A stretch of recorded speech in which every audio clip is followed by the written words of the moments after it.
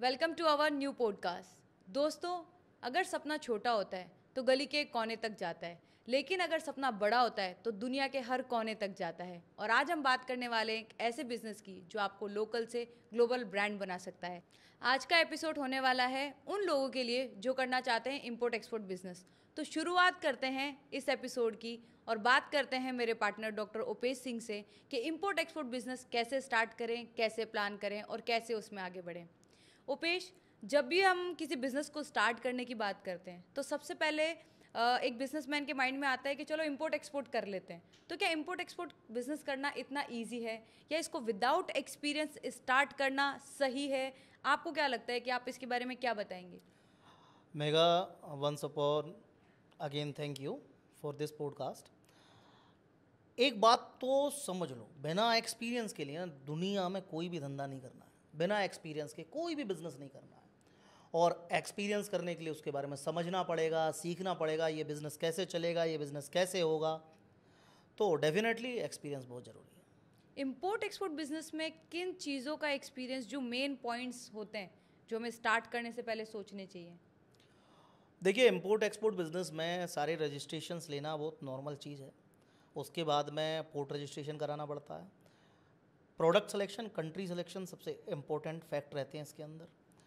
Profitable product planning बहुत important है, क्योंकि बिजनेस तो सब स्टार्ट कर रहे हैं। सवाल ये है, क्या बिजनेस प्रॉफिटेबल है। तो आपका कहने का मतलब है अगर एक छोटे इन्वेस्टमेंट से भी स्टार्ट करें या इंपोर्ट एक्सपोर्ट बिजनेस को भी स्टार्ट करें तो एक प्रॉपर प्लानिंग होनी चाहिए, प्रॉपर उसकी नॉलेज होनी चाहिए, और उस नॉलेज को लेने के बाद ही आप उस बिजनेस के अंदर एंटर करें, उस बिजनेस को स्टार्ट करें। डेफिनेटली। लेकिन मैं जानना चाहती हूँ, क्या इंपोर्ट एक्सपोर्ट बिजनेस का कोर्स करके एक आदमी इंपोर्ट एक्सपोर्ट स्टार्ट कर सकता है? बहुत अच्छा क्वेश्चन पूछा है। मैं बहुत दिन से हमारे व्यूअर्स को इस क्वेश्चन का आंसर देना चाह रहा था। देखिए, कोर्स तो हम कॉलेज और यूनिवर्सिटी में भी करते हैं, उससे बिजनेस चालू नहीं होता है। और जो उस यूनिवर्सिटी या कॉलेज का जो प्रोफेसर होता है ना, वो सबसे अनसक्सेसफुल बिजनेसमैन होता है, क्योंकि उनको प्रैक्टिकल नॉलेज नहीं होती है।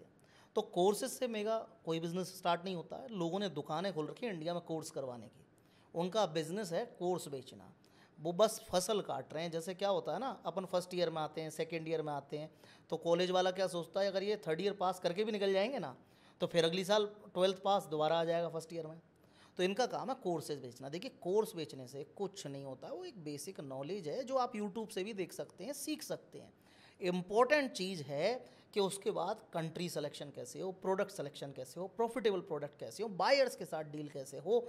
और एक प्रॉपर सपोर्ट के बिना ना 90% इम्पोर्टर और एक्सपोर्टर फेल हो जाते हैं। यानी आपका कहने का मतलब है कि एक प्रॉपर बिजनेस प्लानिंग होना चाहिए इंपोर्ट एक्सपोर्ट को भी स्टार्ट करने के लिए। बिल्कुल 100%। एंड इसके अलावा जब हम इंपोर्ट एक्सपोर्ट बिजनेस की बात करते हैं, जैसे आपने बोला कंट्री सिलेक्शन, प्रोडक्ट सिलेक्शन और एक प्लानिंग होनी चाहिए, बट उससे पहले भी इंपोर्ट एक्सपोर्ट बिजनेस का क्या स्केल है, क्या स्कोप है, क्या प्रॉफिट मार्जिन है, लोग इनको, इस बिजनेस को कितना आगे तक लेके जा सकते हैं? देखो, ये दुनिया का वंडरफुल बिजनेस है, ठीक है। आज हिंदुस्तान का व्यापारी ना उधार में फंसा हुआ है। हिंदुस्तान में अगर कोई भी प्रोडक्ट है, राइस बेचना चाहते हैं उधार पे देना है, बिस्किट बेचना चाहते हैं उधार पे देना है। इंपोर्ट एक्सपोर्ट इतना अच्छा बिजनेस है जहां आपको यूएस डॉलर में पेमेंट आता है, एडवांस पेमेंट के साथ व्यापार होता है, और आपको पता होता है पहले दिन ही मुझे इस कंटेनर पर कितना मार्जिन मिलेगा। मेगा ये जो कंटेनर्स की दुनिया है ना, हर डिब्बे के अंदर सपने भरे हुए हैं। कोई सोचता है आज मेरे 10 कंटेनर जाएंगे, I will earn 20 lakh 30 lakh rupees. और कहीं वो जब कंटेनर पहुंचेगा वहाँ खुशियाँ पहुंचेंगी, उन्होंने इंपोर्ट किया है वो भी 2 पैसे बनाएगा।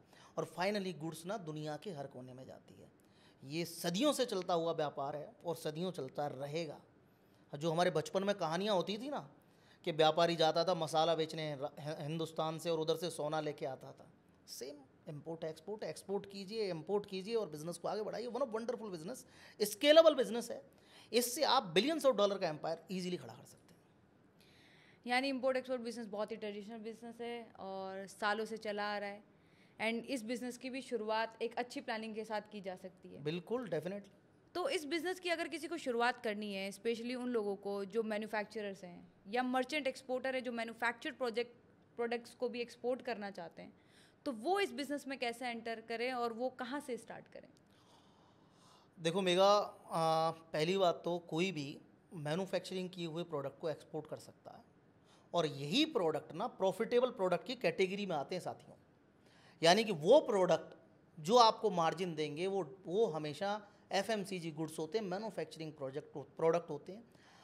और जैसा कि मैं मेरा ही एग्जांपल दे सकता हूँ, हम लोग हमारे ब्रांड O3 के अंदर जयपुर में डिटर्जेंट बनवाते थे, आप ही का फोटो लगा हुआ है उन पर, और हम वाइट लेवलिंग के ऊपर डिटर्जेंट बनाते थे, अफ्रीका में एक्सपोर्ट करते थे। आफ्टर अ ईयर हमने हमारी मैन्युफैक्चरिंग यूनिट वहाँ लगाई। यानी कि आप किसी से वाइट लेबलिंग पर बनवा कर भी प्रोडक्ट एक्सपोर्ट कर सकते हैं और बहुत बड़ा मार्केट बना सकते हैं। यानी इसका एक और स्केल आपने बता दिया कि आप पहले एक्सपोर्ट करें, फिर मैन्युफैक्चरिंग में भी आप जा सकते हैं। डेफिनेटली बहुत सारी यूनिट आजकल एक्सपोर्ट ओरिएंटेड यूनिट बन रही हैं।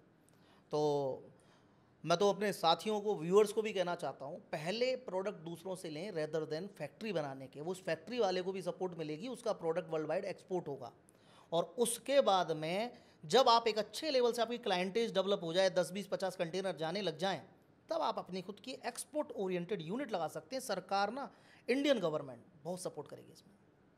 यानी आपने एक मैन्युफैक्चरिंग कंपनी से अपना प्रोडक्ट वाइट लेबलिंग पे कराया, उसे एक मार्केट में टेस्ट किया, वहाँ पे सेल किया, ग्रो किया, और उसके बाद एक मैन्युफैक्चरिंग यूनिट लगा ली, और वो भी एक बहुत अच्छा बिजनेस प्लान है।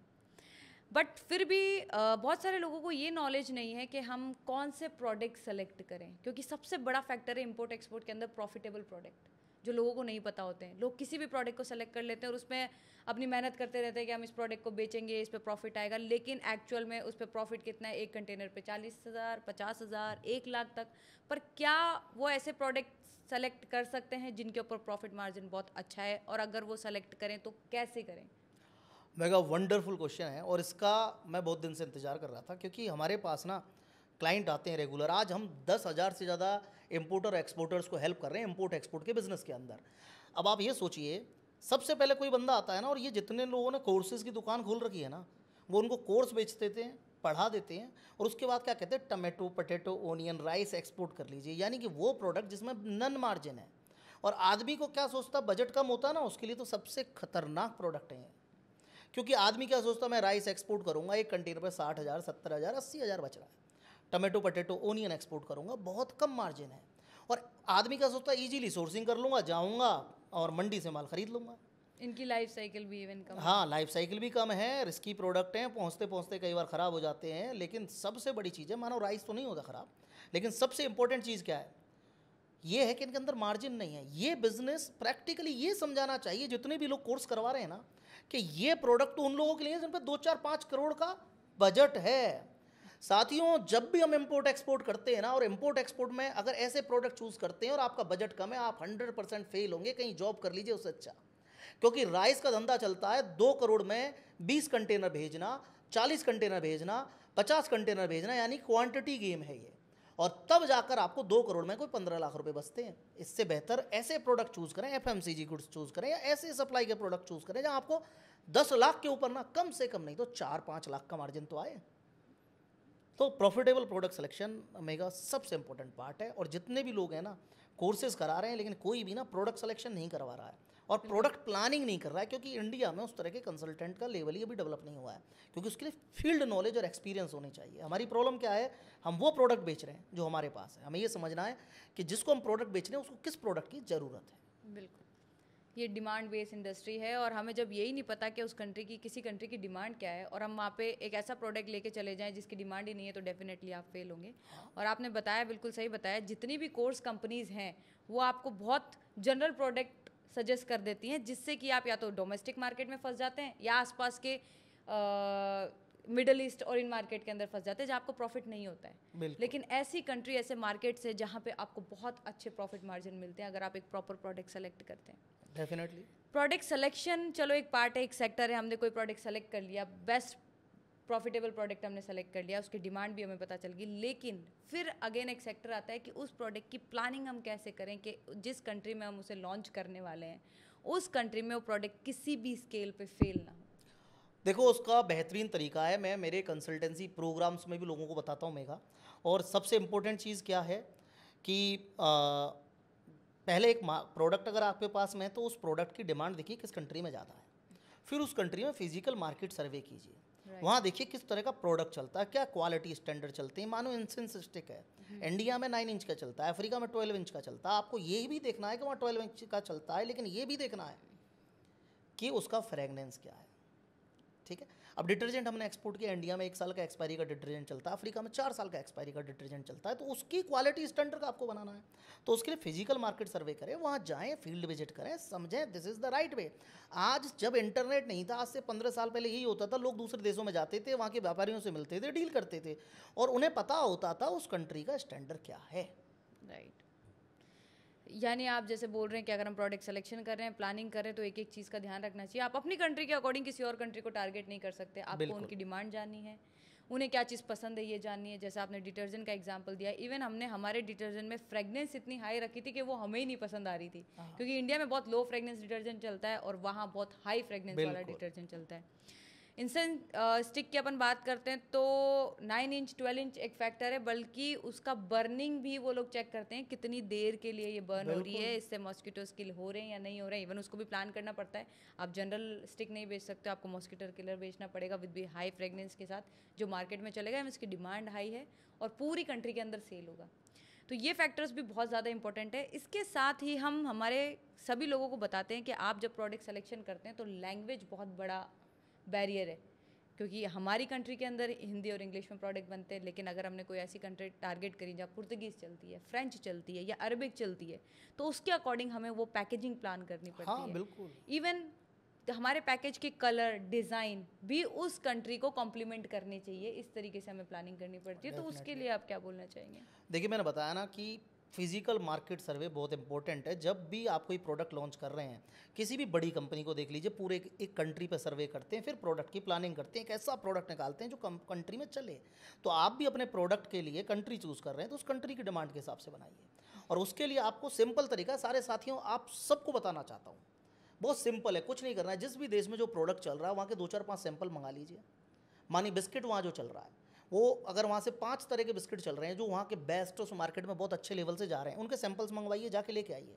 और फिर जिस भी मैन्युफैक्चर से आप वाइट लेबलिंग में बनवा रहे हैं या आप खुद मैन्युफैक्चरर हैं, तो उसको चेक करके, उसके क्वालिटी स्टैंडर्ड को चेक करके उससे बेहतर वर्जन करना, अपने को कॉपी करना है, इनोवेशन नहीं करना है। टेस्ट वही होना चाहिए जो उनको चाहिए, लैंग्वेज वही होनी चाहिए जिसके अंदर पैकिंग जाएगी, लेकिन बेहतर। यानी कि अगर आईफोन 17 निकालना है तो 16 को चेक करना पड़ेगा, उसकी कमियों को ढूंढना पड़ेगा और उसमें एड ऑन करके देना पड़ेगा। और जब वो प्रोडक्ट का सैंपल मेगा उस कंट्री में जाएगा ना, एक भी बायर रिजेक्ट नहीं कर सकता, क्योंकि हर बायर उसे लेना चाहेगा, क्योंकि उसको डर होगा अगर ये प्रोडक्ट मैंने नहीं लिया। मानिए आप XYZ कंट्री के अंदर बिस्किट की इंपोर्टर हैं, अब आपका एक नॉर्मल बिस्किट चल रहा है, नॉर्मल पैकेजिंग में चल रहा है, और वहाँ उसी कंट्री के अंदर मैंने एक ऐसा प्रोडक्ट लेके आया, प्राइसिंग भी नियरली सेम है, और मैं आपकी बजाय दूसरे इंपोर्टर को देता हूँ, तो आपसे कोई सामान नहीं खरीदेगा। तो याद रखें कि प्रोडक्ट प्लानिंग बहुत ही इंपॉर्टेंट फैक्ट है इस बिजनेस में सुपर सक्सेसफुल होने के लिए। ठीक है, दैट इज़ वेरी नाइस कि आपने ये सब बताया। बट एक क्वेश्चन और है मेरे माइंड में, हमारी टीम जो 54 कंट्रीज से लोगों को हेल्प कर रही है, वो ग्राउंड लेवल पर प्रोडक्ट सिलेक्शन, कंट्री सिलेक्शन को कैसे देखती है और कैसे वो प्रोडक्ट सिलेक्शन करके अपने क्लाइंट्स को देती हैं? मेगा, देखिए, जैसे कि मैंने अभी सब लोगों को बताया, वो भी इसी तरीके को अप्लाई कर सकते हैं जैसे हम लोग हमारे क्लाइंट्स को करवाते हैं। बड़ा सिंपल तरीका है, पहले हम प्रोडक्ट, अगर हमारे पास प्रोडक्ट है किसी भी क्लाइंट के पास, तो उसके अकॉर्डिंग मार्केट सेलेक्ट करना अपने को, कंट्री चूज़ करने के बाद में फिजिकल मार्केट सर्वे करना है और वहाँ से उन प्रोडक्ट की प्लानिंग करनी है। ऐसे ही ओपेश ग्रुप, हम ओपेश स्टोर प्रोग्राम के अंदर एक एक प्रोडक्ट को ना, मतलब इस तरह से प्लान करते हैं कि जब हमारे क्लाइंट का सैंपल कंट्री में जाता है ना, वो रिजेक्ट हो ही नहीं सकता, बायर को पसंद आएगा। केवल पेमेंट टर्म्स, डील्स या बायर्स ढूंढना है, बायर्स के साथ डिस्कशन जैसे छोटे पॉइंट रह जाते हैं, क्योंकि अगर प्रोडक्ट में ही दम नहीं है, मार्केट में डिमांड नहीं है, तो कुछ नहीं चल सकता। सो गाइज, आपने देखा कि प्रोडक्ट प्लानिंग कितनी इंपॉर्टेंट है और कितना इंपॉर्टेंट रोल प्ले करती है अगर आप इंपोर्ट एक्सपोर्ट बिजनेस के अंदर जाना चाहते हैं। और आपको हमने एक एक स्टेप वाइज बताया कि आप इस प्रोडक्ट को कैसे प्लान करेंगे, चाहे वो कोई भी प्रोडक्ट हो। उपेश, प्रोडक्ट प्लानिंग हो गया, कंट्री सिलेक्शन हो गया, मार्केट भी हमने देख लिया। अब बात आती है इस बिज़नेस की सबसे बड़ी प्रॉब्लम की, जो हर इंपोर्टर एक्सपोर्टर फेस कर रहा है, जो है बायर्स। यानी बायर्स की सबको प्रॉब्लम रहती है। एक ही क्वेश्चन रहता है, बायर्स हमें आप दिला सकते हो या बायर से कनेक्ट करवा सकते हो, और ये बायर्स इन लोगों को क्यों नहीं मिल रहे हैं, ऐसा क्या इशू है? मेगा, बड़ा वंडरफुल क्वेश्चन है ये भी। देखिए, बायर्स प्रॉब्लम नहीं है, बहुत सारे प्लेटफॉर्म्स हैं साथियों, बोलजा कंपनी है, डॉलर बिजनेस कंपनी है, बहुत सारी कंपनीज़ हैं जो पोर्ट से डाटा देती हैं। हम लोग भी डाटा देते हैं क्योंकि हम बहुत सारी कंट्रीज़ में बैठे हैं, तो हमारे पास वहाँ के बायर्स भी हैं। पर मेरा मानना है बायर डाटा लेना या बायर का नंबर लेना, सोशल मीडिया कैंपेन से निकाल लेना, डिजिटल मार्केटिंग के तरीके से भी आप निकाल सकते हैं टारगेट करके, लेकिन वो कोई सोल्यूशन नहीं है इस बिज़नेस का। आप कॉल पे कॉल कीजिए, ईमेल पे ईमेल कीजिए, कोई आंसर नहीं देता, किसी के पास इतना फालतू टाइम नहीं है, क्योंकि आप जैसे हज़ारों लोग उनको लिए कॉल ईमेल करते हैं, राइट। ठीक है। और कर भी लिया तो वो कन्विंस नहीं होगा। बहुत सिंपल लॉजिक है, लोग ये समझते क्यों नहीं है इस व्यापार के अंदर कि, मैं एक एग्जांपल देता हूँ, अगर कोई मुंबई में बैठा आदमी राजस्थान वाले से माल खरीदना चाहता है या राजस्थान वाला मुंबई वाले को देना चाहता है, मुंबई वाला उसको जानता ही नहीं है, करेक्ट, 1 करोड़ का ऑर्डर है, 30 लाख रुपए चाहिए एडवांस, दे देगा वो? नहीं, कोई नहीं देता। कोई नहीं देगा। और आप आशा कर रहे हो 7 समंदर पार दूसरे देश में बैठे एक बायर से हमने कॉल किया, ईमेल किया, हमने बताया हमारी वेबसाइट ऐसी है, हमारा टर्नओवर ऐसा है, हमारे प्रोडक्ट ऐसे हैं और ये 1 करोड़ का मैंने ऑफर दिया, प्राइस भी मेरी अच्छी है, सर एक काम करो 30% 30 लाख रुपए एडवांस डाल दो। कहाँ दूसरे देश में बैठे आदमी से पॉसिबल है? कभी पॉसिबल नहीं है। प्रॉब्लम ही विश्वास की है, पहले विश्वास और फिर व्यापार। और हम लोग हमारे ओपेश स्टोर प्रोग्राम में जब लोगों को हेल्प करते हैं ना, हम कैसे करते हैं, मैं एक एग्जांपल देना चाहता हूँ साथियों। मेरे पास आज 10,000 से ज़्यादा इंपोर्टर एक्सपोर्टर काम कर रहे हैं, सक्सेसफुल अपने बिजनेस को ले जा पा रहे हैं। क्यों? क्योंकि उसके लिए हम उनकी गारंटी ले रहे हैं।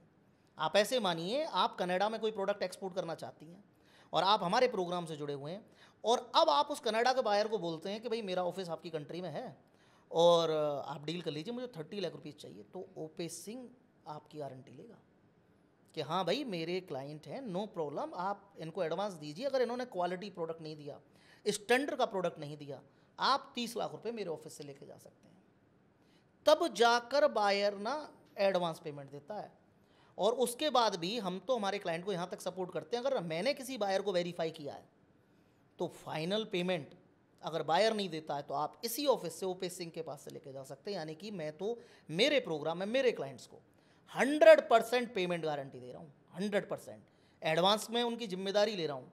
और आप भी समझ सकते हैं किसी दूसरे देश में बैठ के किसी की रिस्पॉन्सिबिलिटी लेना, मानो कि केरला का क्लाइंट है, कोई बंगाल से क्लाइंट है, मैं उनसे 1-2 बार ही मिला हूँ, फिर भी अगर मैं उनकी रेस्पॉन्सिबिलिटी ले रहा हूँ, जिम्मेदारी ले रहा हूँ एडवांस पेमेंट की, तो पता क्यों ले रहा हूँ? उसका बहुत सिंपल लॉजिक है, वो मेरे क्लाइंट है।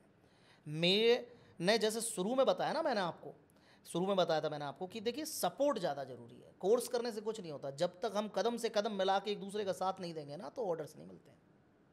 यानी आप इंपोर्ट एक्सपोर्ट के अंदर लोगों को हेल्प भी कर रहे हैं और उनको सपोर्ट भी दे रहे हैं। ऐसे ही सेम आई थिंक हम हमारे सभी क्लाइंट्स के लिए एक प्लेटफॉर्म हमने डेवलप किया है जहाँ पे हम इस टाइप की उनको सर्विसेज देते हैं, सॉल्यूशन देते हैं और प्लानिंग देते हैं।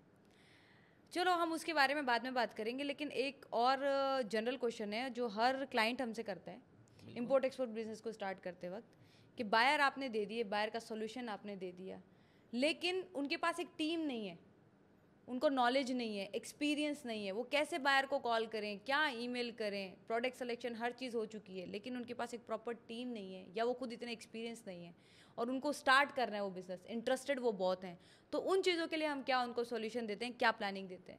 देखिए हम लोग पूरी हैंड होल्डिंग सपोर्ट देते हैं, और कोई खुद का भी व्यापार करना चाह रहा है तो उसे पूरी टीम बिल्डअप करनी पड़ेगी। इंडिया में एक टीम होनी चाहिए, एक्सपोर्ट मैनेजर, टारगेटेड कंट्री के अंदर आपको बार बार विजिट करना पड़ेगा, सैंपल लेके जाना पड़ेगा, कन्वेंस करना पड़ेगा। लेकिन अगर आप हमारे प्रोग्राम में काम करते हैं, हम आपको रेडीमेड बिजनेस देते हैं। रेडीमेड बिजनेस का मतलब कोई भी हमारे ओपेश स्टोर प्रोग्राम में ज्वाइन करता है ना, मैं गारंटी से कहता हूँ आप 6% पैसा ना पर मंथ कमाएंगे, 6%। हम उन्हें बिलियनियर क्लब का एक्सेस देते हैं। क्या होता है, मानिए फॉर एग्जांपल आज आपने इंपोर्ट एक्सपोर्ट के लिए हमारा प्रोग्राम ज्वाइन किया। सॉरी उपेश, पहले आप एक बार बताएंगे, ये बहुत चल रहा है ओपेश स्टोर, हर क्लाइंट इसको ज्वाइन करना चाहता है, आखिर ओपेश स्टोर है क्या और ये कैसे लोगों की मदद कर रहा है? मेगा ओपेश स्टोर प्रोग्राम लोगों को हेल्प करता है डायरेक्ट डील करने में 0% कमीशन के ऊपर, क्योंकि मेरा टारगेट है मैं कम से कम नहीं तो 25 से 30 लाख लोगों को पूरी दुनिया में हेल्प कर पाऊँ एक्सपोर्ट इंपोर्ट करने के लिए, और मैं भी 10,000 के टारगेट पे हूँ। और वो सफल जब होंगे जब उनको डायरेक्ट ऑर्डर होगा। हर आदमी का सपना है वो जो डिब्बा है, वो जो कंटेनर है उसके नाम से जाना चाहिए, डायरेक्ट बायर के साथ डील हो, सारा प्रॉफिट उसको मिले। तो ओपेश स्टोर 0% पे काम करता है। सेकंड थिंग, ओपेश स्टोर में हम बायर के लिए पेमेंट की गारंटी लेते हैं दूसरी कंट्री में जहाँ वो टारगेट कर रहे हैं क्लाइंट को। प्रोडक्ट सिलेक्शन हम करते हैं, कंट्री सिलेक्शन हम करते हैं, प्रोडक्ट स्पेसिफिकेशन, प्लानिंग्स, लैंग्वेज, हर चीज़ हम तैयार करके हमारे क्लाइंट को सपोर्ट करते हैं। यानी पहले प्रोडक्ट सिलेक्शन किया, कंट्री सिलेक्शन किया, लेटर ऑन बायर्स दिए हमने उनको, फिर उन बायर्स को ऑन टेबल कन्वेंस करते हैं हमारे ऑफिस के अंदर, और एज वेल एज एडवांस की गारंटी भी लेते हैं। और अगर ओपेज स्टोर के प्रो वर्जन की बात करूँ तो हम हिंदुस्तान की पहली कंपनी जो क्या कहते हैं हमारे क्लाइंट को, अगर पैसा नहीं है ना तो फंडिंग भी मैं करूँगा।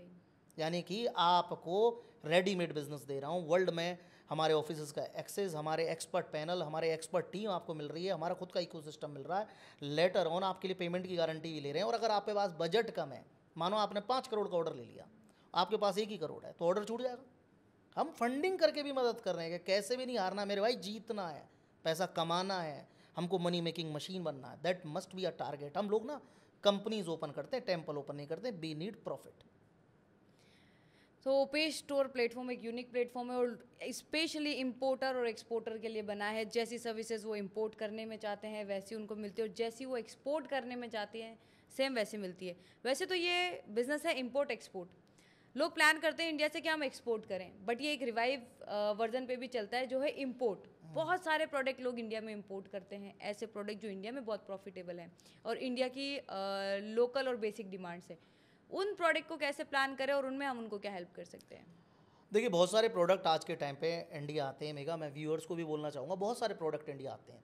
कैशू नट बहुत बड़े लेवल से इंडिया इंपोर्ट होता है, एक प्रॉफिटेबल प्रोडक्ट है। सीसम सीड इसके बाद में इंपोर्ट होती है, टीक वुड इसके बाद इंपोर्ट होती है, गोल्ड डायमंड इंपोर्ट होता है। जैसे गोल्ड डायमंड का तो हम लोगों का ही बिजनेस है, इंपोर्ट एक्सपोर्ट का। बहुत सारे प्रोडक्ट आते हैं, लेकिन प्रॉब्लम क्या है, जैसे कि विश्वास की प्रॉब्लम ना एक्सपोर्ट में है, सामने वाला बंदा आप पे भरोसा करके पैसा नहीं देता। वही प्रॉब्लम आपकी इंपोर्ट में भी आती है। कल को आपने किसी को पैसा डाल दिया जिसको नहीं जानते हो, और फिर उसने माल नहीं भेजा तो क्या होगा, बर्बाद हो जाओगे। ओपेज स्टोर वहाँ मदद करता है। हम बैठे हैं ना, हम क्या कहते हैं, आप आ जाइए, सामने खरीदिए और लेके जाइए, we are together, we are with you. तब जाकर ना सेफ्टी सिक्योरिटी के साथ इंपोर्ट होता है।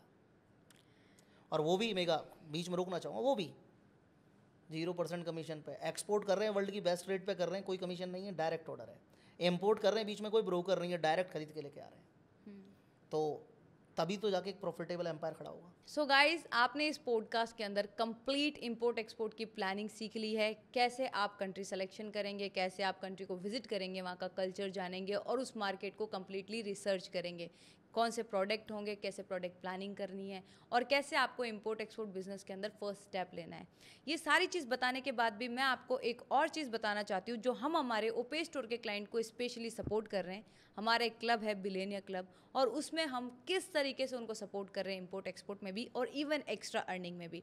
ओपेश, आप बताएंगे थोड़ा सा बिलियनियर क्लब के बारे में? हाँ, जैसा कि मेगा मैं पहले भी बोल रहा था, देखिए, मैं अगर मेरे क्लाइंट की बात करूँ, कंट्री सिलेक्शन हम लोग कर रहे हैं, प्रोडक्ट सिलेक्शन हम लोग कर रहे हैं, प्रोडक्ट प्लानिंग हम लोग कर रहे हैं, इंडिया में टीम दे रहे हैं, अब्रोड में टीम दे रहे हैं, पेमेंट की गारंटी ले रहा हूँ, एडवांस की, फाइनल पेमेंट की गारंटी ले रहा हूँ, क्लाइंट के लिए फंडिंग दे रहा हूँ। इसके अलावा मैं ये भी कहता हूँ कि आप आ जाइए कंट्री में, कंट्री विजिट करवाते हैं, वहाँ जाके फील्ड में मुलाकात कराते हैं बायर्स के साथ डील करने के लिए। पर इसके साथ भी क्या होता है ना, इंपोर्ट एक्सपोर्ट बिजनेस ऐसा है, आज आपने कॉल किया या किसी बायर से बात की तो जरूरी नहीं वो बायर आज ही आपको ऑर्डर कर दे। मे बी वो 4 महीने बाद करेगा, 5 महीने बाद करेगा, जब उसका पहले का आया हुआ माल वो सेल कर देगा तब दूसरा ऑर्डर होगा। तो हमने हमारे क्लाइंट को एक एक्सेस दिया हुआ है, बिलियनियर क्लब का एक्सेस। यानी कि जो हमारे साथ इंपोर्ट एक्सपोर्ट में है, हम उनको क्या कहते हैं, आप 6% मंथली कमाएं। भाई सीधी बात है, आज इंपोर्ट एक्सपोर्ट करना चाहते हैं, 20 लाख, 30 लाख, 50 लाख, जो भी आपने एक बजट रख रखा है, मानो ऑर्डर नहीं आ रहा है जब तक तो आप ब्लॉक है, करेक्ट। तो हमने हमारे क्लाइंट को बिलियनियर क्लब एक्सेस दे रखा है। इसीलिए ओपेज ग्रुप हमेशा कहता है कि जिस दिन आप हमारे साथ कोई भी सर्विस ज्वाइन करेंगे, हमारी कंसल्टेंसी प्लानिंग के अंदर आप पहले महीने से पैसा कमाएंगे। यानी कि ऑर्डर आएगा जब तो कमाएंगे, उससे पहले भी आप 6% मंथली इनकम करेंगे बिलियनियर क्लब के अंदर।